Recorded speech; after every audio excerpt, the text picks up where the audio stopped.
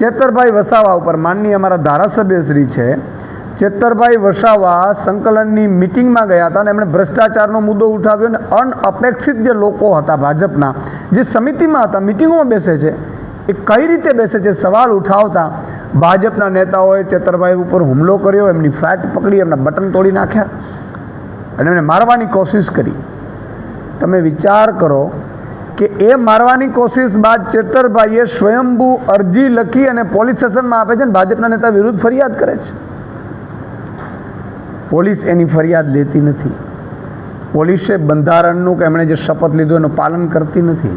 પણ ભાજપવાળાના કહેવાથી પોલીસ એ જ સમયે ચેતરભાઈની અટકાયત કરે છે, ધરપકડ કરે છે અને ચેતરભાઈ ઉપર પોલીસ ફરિયાદ કરે છે. અને ચેતરભાઈના પરિવારને મળવા દેવામાં નથી આવતા, વકીલોને મળવા દેવામાં નથી આવતા. આખા સેંકડો પોલીસો જે ખરેખર પ્રજાના સુરક્ષા માટે છે એ ચેતરભાઈ માટે લગાડી દેવામાં આવે છે, જે જાતિ કરી પબ્લિક ન આવે. આના બે કારણો છે. એક તો ભાજપ છે એ આદિવાસી સમાજની વિરોધી માનસિકતા ધરાવે છે. આદિવાસીનો કોઈ યુવાન આદિવાસી સમાજનો અવાજ બને એ ભાજપ ઈચ્છતું નથી. ભાજપ આવા યુવાનોને કચડી નાખવા માંગે છે કે જેથી કરીને આદિવાસી સમાજમાં જે હજારો કરોડ રૂપિયા આવે છે એ ભાજપના નેતાઓ ઉલેચી અને પોતાના ઘરે લઈ જાય. એટલા માટેનો આ ષડયંત્ર છે.